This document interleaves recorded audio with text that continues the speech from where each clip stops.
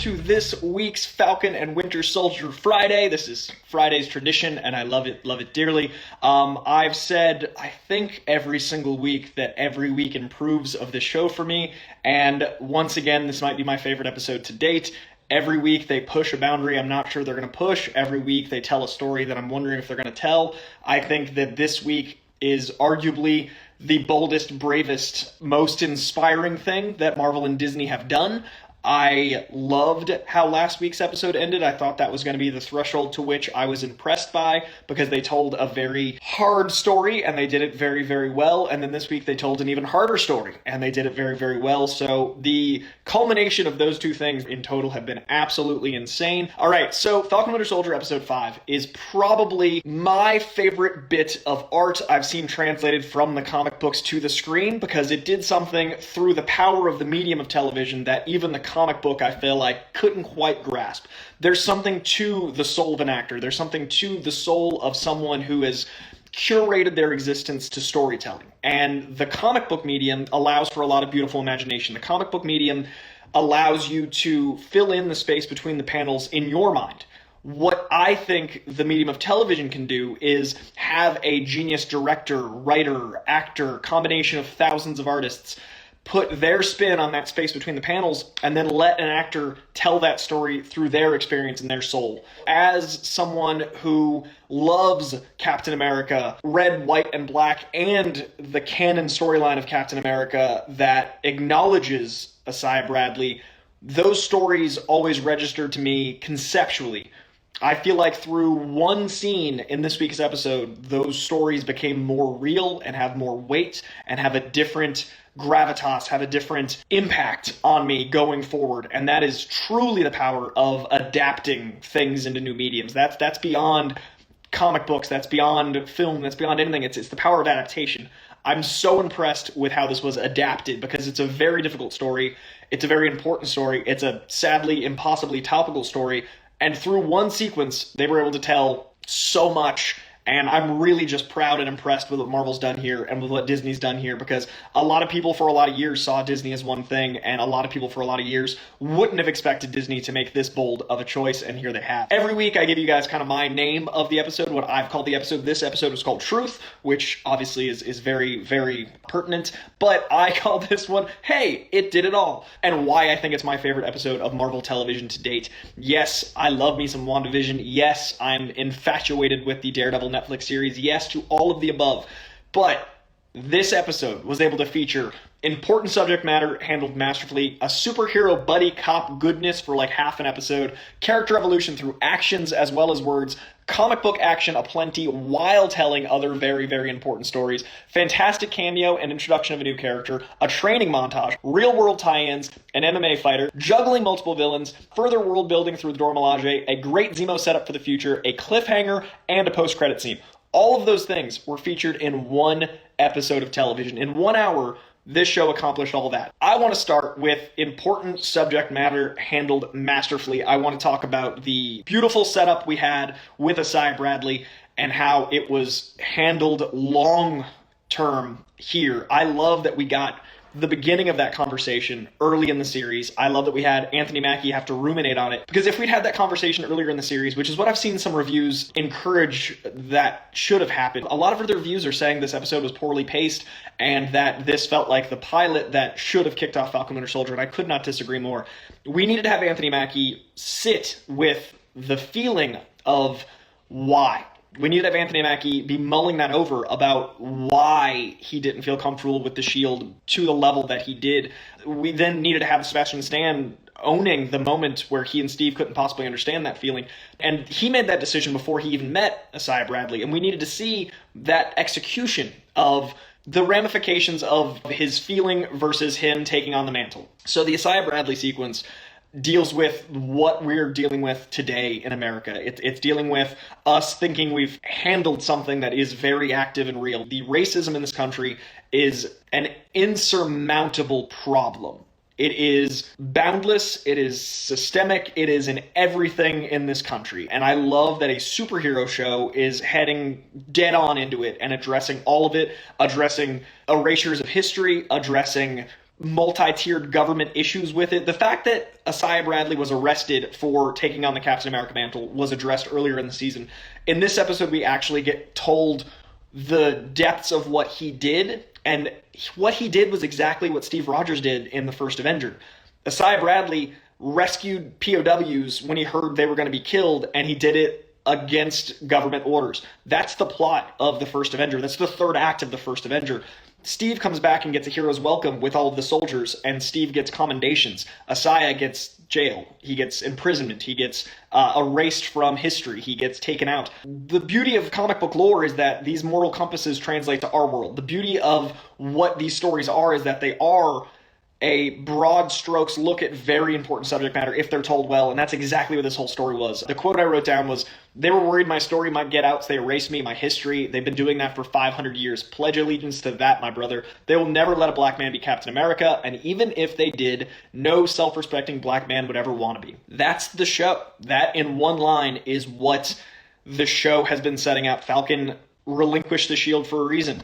Bucky didn't understand and had his own trauma about it for a reason. The show is about how we don't really address veterans' PTSD through Bucky, and we don't really address race and expectations and how we treat people of color in this country. And that's all of that in one sentence, beautifully delivered by the incredible character of Isaiah Bradley, who I didn't know would get this much screen time. I'm so glad he did. Also, as a comic fan, seeing a little bit more Eli Bradley and seeing the dichotomy between what Isaiah Bradley's feeling, knowing what Eli Bradley's going to become. He becomes the Patriot. He becomes a character in the Young Avengers who's very important, and I'm curious how him rebelling against his grandfather and how he probably sees in his grandfather a patriotism that is rebelling. This country is founded on rebellion. There is patriotism in rebellion. Him rebelling from his grandfather and that being how he takes on the mantle of the Patriot is going to be a really fascinating element as we go forward into Young Avengers. And just that little 5-minute scene with Eli Bradley made me very happy. The acting here, Anthony Mackie receiving all of this information, Anthony Mackie juggling his decades of emotion, his experience with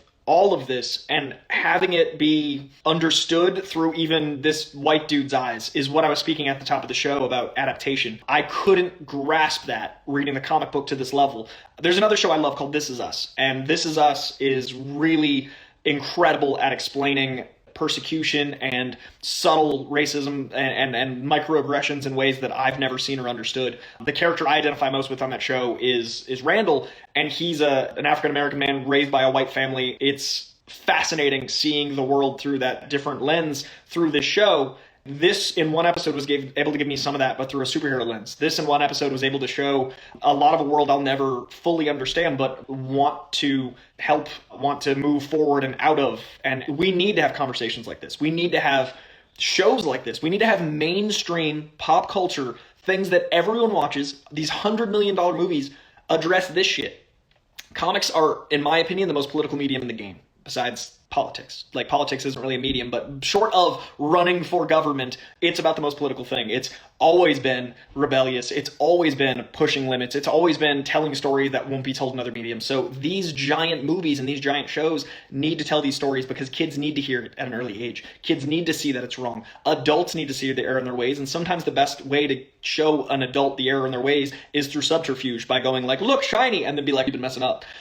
I think this has handled it really well. Thank you to Disney and Marvel. I was so impressed with what they did here, and this is such a great sign for what we have to come with more Disney Plus shows. This is such a great sign for the level of bravery and the level of going there that they're willing to do. I had hoped this show was going to be a great buddy cop show about characters I loved, and now it's that plus so much more. I love the visual metaphors of the weight of the shield. The shield felt like a burden throughout the opening of the show. The shield felt like it was literally weighing Anthony Mackie down, and he was lugging it around.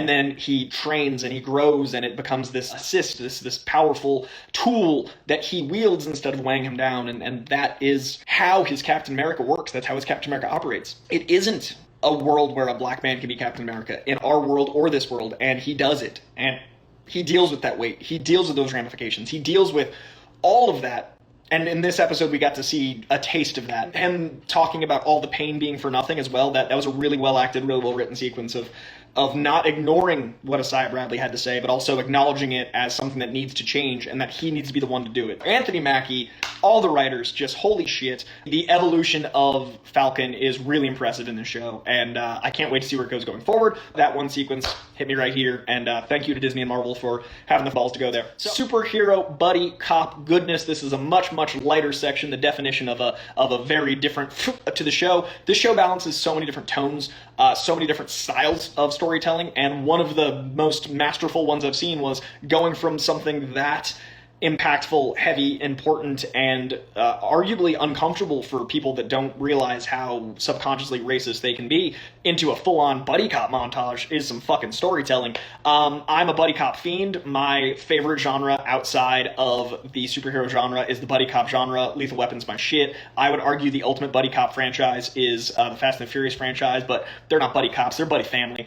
I love the dynamic of people at odds with each other that clearly love each other, and this show has done that really well, but we've not really had the buddy part. We've had the butting heads up until the buddy part. There's always a certain conflict that leads to them being closer than ever, and now we get a montage, a buddy cop montage, and it involves building boats, it involves flirting with Anthony Mackie's sister, it involves lots and lots of fun little superhero moments. The fact that we're able to balance all those things and make it a superhero thing, the why didn't you use your metal arm? Well, I don't always think of it immediately. I'm right-handed was a genius line to add levity after what we just went through, looking at the world and then reminding us that this show has the levity to reinvest us in these moments so we can have those heavy moments again. I'm right-handed, so I love the idea that, yeah, why would I instinctively use this arm? Yes, this arm is stronger, but I'm right-handed, and that it's those moments where they are able to almost fix continuity. If there's ever a moment when Bucky doesn't use his arm, it's like, oh yeah, because he's right-handed.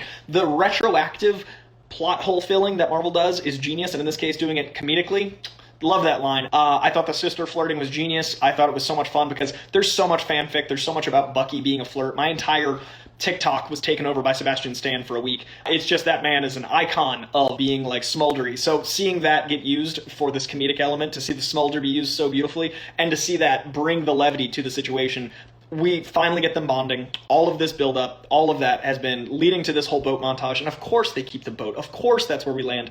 I love that we landed back in NOLA. I love that Sebastian followed. I love that it was for a reason. The plot developing through action is one of the things that's actually another section, but even just the action of him bringing the suit as an excuse for them to work on their shit, him bringing the suit that we don't see until the very end, all of that is exactly what I want in good storytelling. It saves you expository lines, it gives you good moments and then between characters, just all around. Dropping the shield next to Falcon after that first fight sequence with that knowing look of like, hey, you could have prevented all this, that one little look of, yeah, this is still yours, but what you could have done, after giving us a wide of Winter Soldier wielding the shield. That gives comic fans both Falcon and Winter Soldier as Captain America in a moment. It shows us how his cap would be vengeful and violent and not necessarily what we need right now. And then Falcon's would be the altruistic, trying to help everyone that we do need, even though that shot is this beautiful silhouette of Bucky with the shield, which again, that's a comic book moment.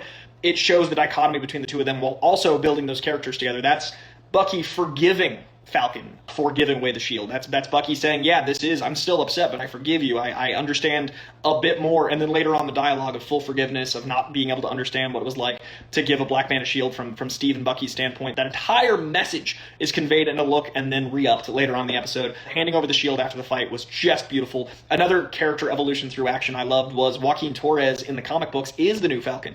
It's a very different Falcon. He's been genetically modified to be actually part bird, but in the comic books he is the new Falcon, and it's very recent. It's an all-new Captain America circa 2017, thereabouts, not that long ago. That was a beautiful little origin moment, because we're getting a new suit through Wakanda, through Bucky, but having the old suit be handed off to Joaquin Torres, who has shown his worth, who has shown his allegiance, who has shown his camaraderie with this Captain America, is just wonderful. Love that entire situation. The moment that I think really captured that most was the training montage, because you've got Falcon training, you've got Bucky playing with the shield, training, but effectively playing. The dynamic between the two of them showing how each of them would be Cap. The forgiveness between all of the conversation while also throwing around a shield. And you finally see the moment that's been set up since the beginning. with Winter Soldier was the introduction of both of these characters to that level. Bucky we'd met, but we meet Falcon in Winter Soldier, and we meet the Winter Soldier in Winter Soldier.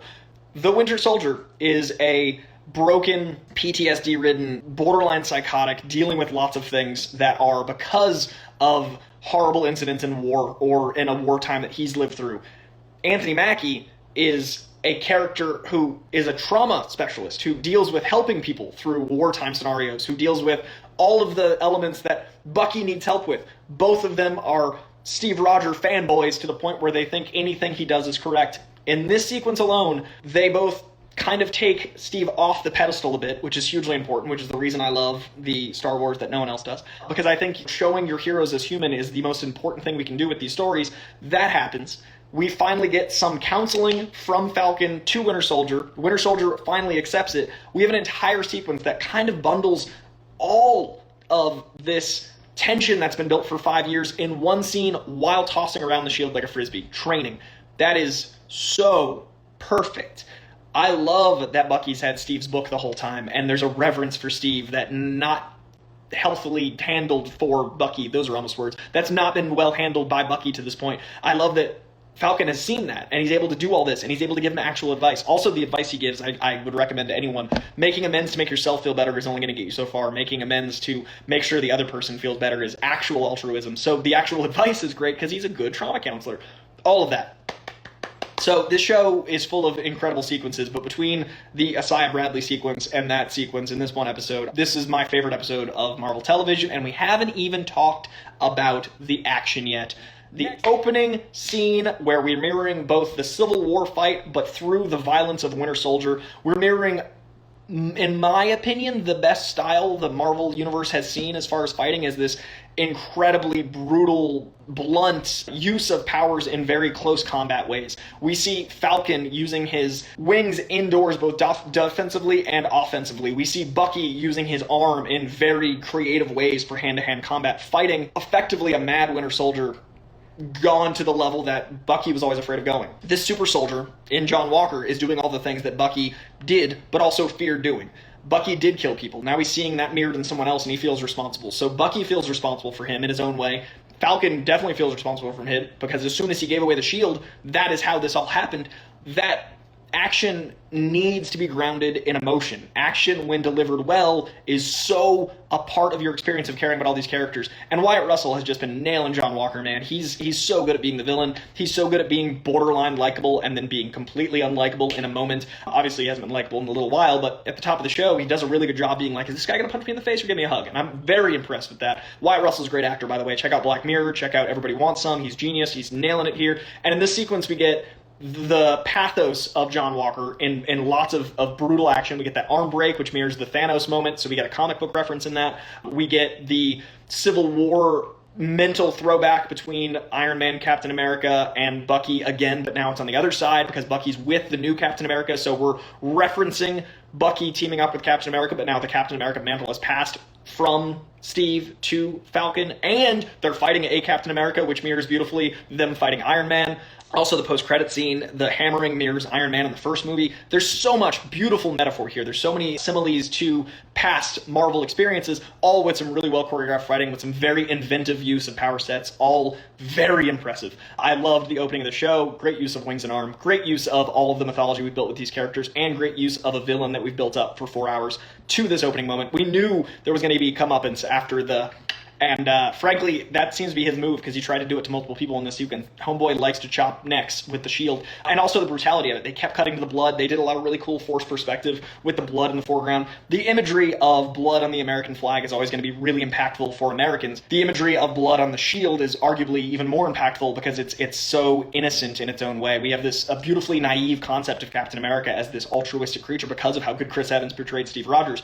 It's not the case. Like, I've talked about it in every single one of these. America is not perceived as shiny and pretty as we, as Americans, thought it was. The death of American exceptionalism is kind of what we're going through as the death rattles of capitalism happen now. So, mirroring that with the blood on the shield, with a Disney show, again, brave, bold, bitchin'. I'm so impressed. I love that opening sequence. Fantastic cameo / introduction to a character. These are all the things I love when a show can do, and again, this episode has brought me all of them. We get a cameo that isn't a throwback cameo. We get a new cameo, and it's really impressive when there can be a cameo that isn't just like, oh, I recognize them, but a new character, and we can still be like, wait, this feels important, because it is. Julia Louis-Dreyfus is so charismatic, so captivating. You can see all the Emmys around her. She walks in, and there's just floating Emmys, because she's just a powerhouse. So it's like, yeah, I see those 11 Emmys. She's just a force, a well-deserved impact on screen. The years she's put into this game, and the amount of, oh my god, in that one sequence, that one strut in. She's on screen for 5 minutes, and you're immediately like, wait, that's going to be an important character in this. It is. This is effectively the female Nick Fury. She has been a love interest to Nick Fury. She's been an agent of S.H.I.E.L.D., but she's a double agent because she becomes a Russian spy and eventually Hydra. She becomes Madam Hydra. She becomes the Hydra element. Now, there's a lot of Madam Hydras in the comics. I imagine there's only going to be one Madam Hydra in the MCU. They're going to condense a lot of different storylines. But another Madam Hydra is involved in Madripoor, which I could see her being involved with. There's elements of Thunderbolt here where it seems like she's recruiting people a la Nick Fury. I think they're going to use her as a bit of an inverse Nick Fury, and she's going to be an element of chaos for the Avengers, either forming a Dark Avengers or a Thunderbolts, and maybe she's who assembles the team for Zemo, because Zemo leads the Thunderbolts. So maybe this is the beginning of that, because that's certainly what that scene felt like, was a recruitment for villains. Her talking about, you did the right thing taking the serum, it has made you very, very valuable to certain people. That to me is the beginning of a team. That to me is the beginning of a very important moment in this universe. And just her speaking her own name, the Contessa Valentina Allegra de Fontaine, all of that is just like impact and gravitas. She lands just as powerfully as Sam Jackson did as Nick Fury way back in the day. I've often said I want to see a Sinister Six movie. I think that's what they're doing with Michael Keaton. He's going to be the villainous Nick Fury, gathering villains and having a cabal of villains. The MCU doing that is genius because they have this long-form storytelling element with Disney Plus that they can really have us invested in the villains. I want to see Zemo lead a team. I want to see more from Julia Louis-Dreyfus' character. I want to see all of this going forward. And on my TikTok, I'm going to dive into who Madam Hydra is, who this character is, what she reflects. She's basically been around since the 60s, and she's been very important in a bunch of arcs. Even with a limited amount of screen time here, you can tell the importance. And she's in the Black Widow movie, which is the first time I think we've dealt with continuity of COVID affecting Disney Plus so directly. We would have had Black Widow already. We would have already met her in another way. So it's really impressive that she shows up here, and this scene would have been her second appearance, but it still has the impact of a first appearance because of the power of Julia Louis-Dreyfus. But it's going to be interesting to see her introduced to Black Widow again, and whether or not she ties to the Red Room, whether or not she ties into Black Widow directly. Obviously, there's a lot of Russian subterfuge with the Black Widow trailers. Are we going to meet her there, or did they move her out of that into this? I think she's in both. I think she's going to be one of those characters that ties in the movies and the shows really directly. I think she's the next Nick Fury, but for evil. You guys, if there's one thing I love, it's an 80s montage. If there's two things I love, it's when those 80s montages lead to like badass working out. Like they often did, but sometimes a montage isn't about working out. There's like gun montages and suit up montages. I like a good fitness montage. It gets you going. We got a fitness montage with Sir Anthony Mackie here, and it is awesome. The flips, the crazy acrobatics, the running in the New Orleans humidity. You can see the humidity. It looked unpleasant to be running there. All of that is my shit. So we got some 80s love in this episode as well. I'm not going to talk about it for too long because it's just my own personal preference. I love a good montage, so I want to thank this episode for giving us all of these important moments, but also multiple montages, each one better than the last, a la Rocky IV. If you actually look at Rocky IV, it's a montage of montages. That whole movie is just a montage of training. Then there's even a montage about an earlier montage in that movie. I love that. Thank you, Falcon Winter Soldier, for this montage, because it reminded me, drinking game. How many times did I just say montage? Every time I said montage. Real world tie-ins, in addition to the fictional world being grown out, in addition to the world building of introducing new characters, of giving us a setup for the future Falcon, of giving us Thunderbolt lead-ins, of giving us all the things that Marvel does very well. This episode also gave us a decent amount of real world tie-ins, not just to the racism and the problem with how America sees many things, but also the refugee situation that this country deals with often, the way people don't see people as people if they're not from here for whatever reason. The one line of dialogue about the GRC trying to excommunicate people without even knowing where they're going to go. They talked about camps. This country's history is riddled with camps and lots of very problematic views on refugees. And I love that it was very quick, but that is a running theme in this show, the GRC versus Flag Smashers. And there is a moment where they talk about the refugee situation, and they're about to pass the Patch Act. The Patch Act, by the way, is not from the comic books. It's original to this, so don't go looking for it in the books. This is a new real-world ramification they're dealing with. But they also, earlier with Cy Bradley, they referenced the Red Tails, the 332nd Airborne Division, which is black fighters in the Army that didn't get the recognition they deserved. They've done a really good job with referencing real-world events, tying it into this MCU world and making it feel ever more grounded. And also, again, subconsciously, hopefully, people that don't realize how fucked up they are, seeing the flaws in their ways and seeing like, yeah, this is a problem. If 10% of the people that watch this start to become better people, then it's worth this show existing, and the show's also very fucking entertaining. I love me some Georges St. Pierre, and the fact that Georges St. Pierre plays a character named Georges Vatrock. GSP is one of the greatest MMA fighters of all time. He's a goat of the game. I would never expect to be a good actor. In this scene, he busts out French and English, and he lands his dialogue so much better than, yes, I'll say, any other MMA fighter I've seen on screen. Usually there's they tried, or I see why they cast them for the fight scenes. They cast, and he can also act. I believe him as Batroc the Leaper. I believe him a guy who's just doing things for himself, that has no allegiance. I believe him as also a guy that can leap around out of helicopters because he's Batroc the Leaper. I'm so glad he came back. It also gives us more layers to the Sharon Carter situation, all but confirming she's the power broker. I could see there being a last-minute switch in the last episode where she's not. She's just working directly for him. But they gave us a sequence that effectively showed her power broker actions. She got him out of jail. Like, she's got some villainy. She's turned, it seems, but again, there's always surprises. That last scene gives us some Flag Smasher love, gives us some Georges St. Pierre love, sets up a big old villain cabal fight. I want all of that. Flag Smashers, Sharon as a power broker, Batroc, U.S. agent, GRC, all in one show.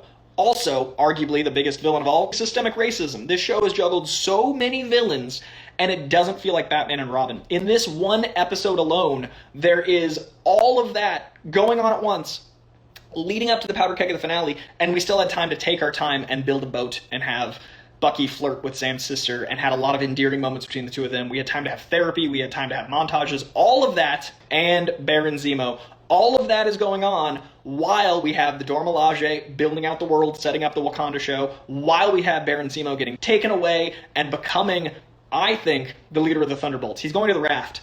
You don't bring a man who's that much of a criminal genius around other supervillains. This is how the Thunderbolts are probably going to be born. That was a very, very beautiful symmetry they had with the Zemo sequence. Because in Civil War, he's ready to die. He's going to kill himself, and Black Panther stops him. He's out in front of the monument to the family he's lost, and he's looking Bucky in the eye. Bucky has been the Winter Soldier.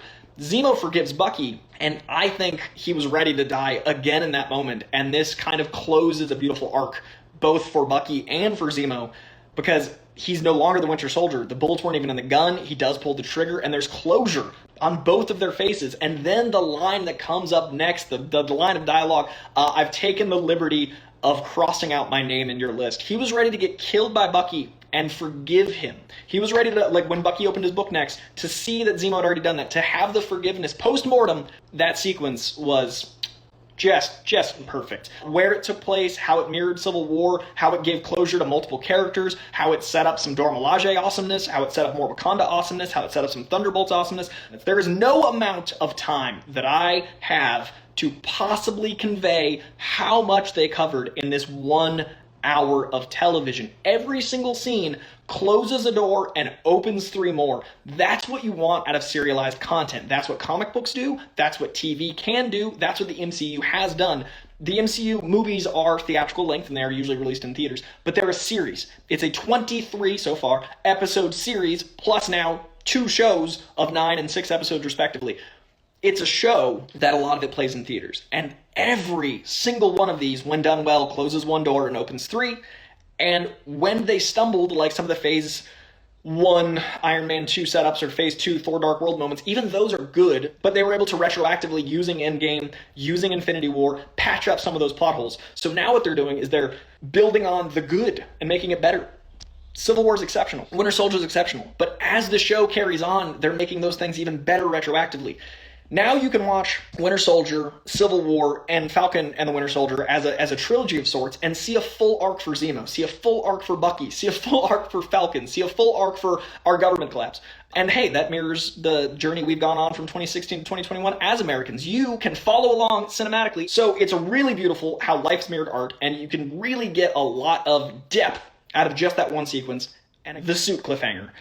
I love that we have a show that's weekly, so we can have moments like the suit cliffhanger. They gave us that suit about 20 minutes before the end of the episode. For 20 minutes, we wanted to see that thing. For 20 minutes, we were like, is it going to happen at the end of this or the next one? Is it going to be right there, or is it going to... And they didn't give it to us, and I love that, because that makes the stakes even higher for the finale. The stakes for the finale are already stupid high because of the amount of stuff that's got to be resolved, but we're going to see Captain America, the new Captain America, for the first time next week. We're going to see U.S. Agent fully embodied for the first time next week. We're going to see a different Bucky. We saw Bucky smile this episode, y'all. We're going to see a Bucky with closure for the first time next week. And I love that in a show about race, in a show about racism, in a show about America's flaws, we're going to see our Captain America in a Wakandan Captain America suit.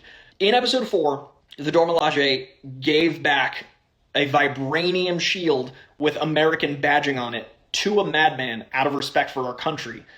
Now we're going to see a Captain America that sees above the bullshit in a Wakandan suit embodying America. The parallel between those two moments. There's so many moments in the show that are beautiful allegories for what we can become. And this Captain America represents that. He's not a blonde, blue-eyed boy, the great white hope, as Isaiah Bradley called him. He's Anthony Mackie from New Orleans in a Wakandan Captain America suit that's going to embody everything we could be. Steve Rogers is the best of what we've been. He's going to be the best of what we could be.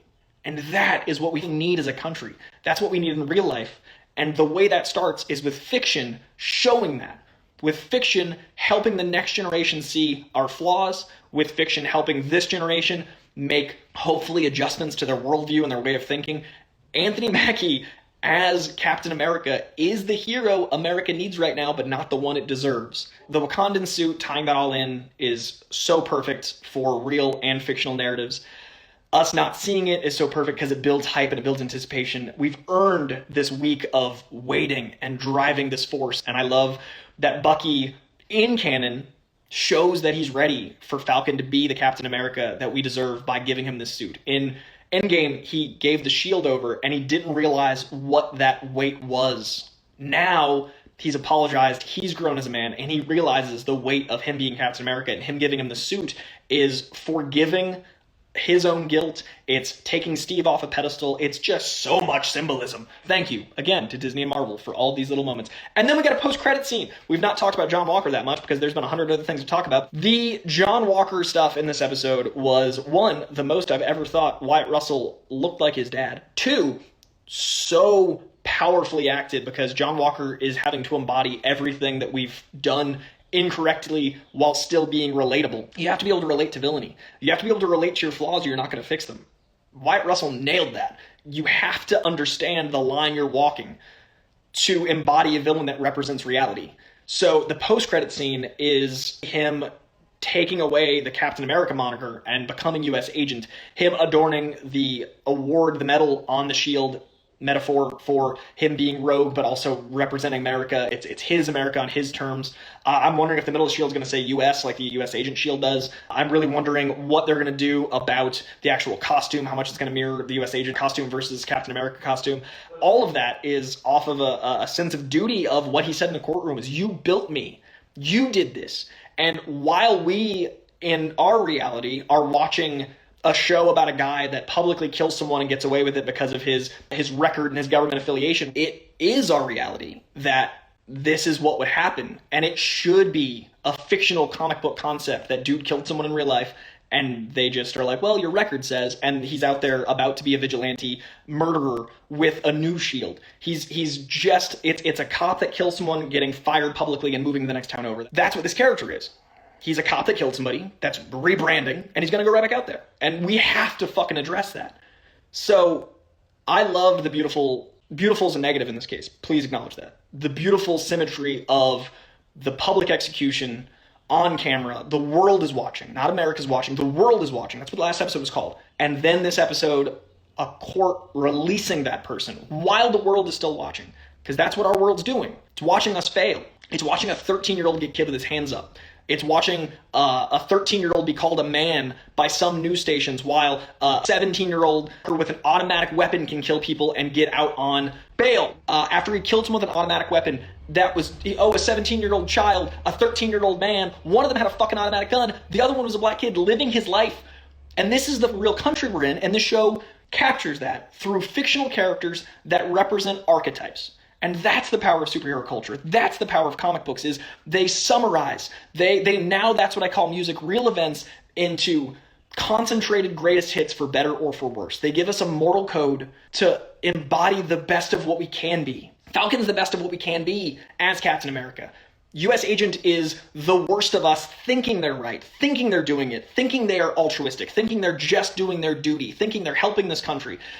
All of these monsters think they're correct in their actions. No one strives to be a supervillain. They think that's the right thing to do. And U.S. Agent is that. It was really hard for me to watch because I've had a really hard time this last few years with being more politically minded. But this gives me an excuse to talk about it without people complaining that I'm talking about anything but comic books, because comic books are political and politics is our life. And if you think that I shouldn't be political, it's not a political issue, it's a human rights issue. So I love that this is an appropriate outlet to talk about the real life problems we're going through.